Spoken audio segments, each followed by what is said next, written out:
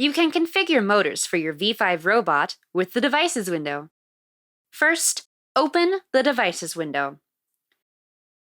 Select Add a device and choose Motor. Next, select which port the smart motor is connected to on the V5 brain.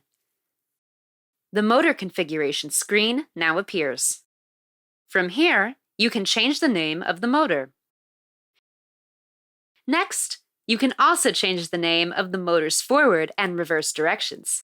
For this tutorial, we will configure a robotic arm on our robot, so you can set the directions from forward and reverse to up and down.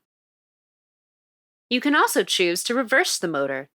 This setting will change the direction the motor rotates when moving in either direction. Lastly, select which gear cartridge is installed in your V5 smart motor. Once you are done configuring your smart motor, select Done. The motor blocks will now appear in the toolbox. Your smart motor is now configured and ready to use.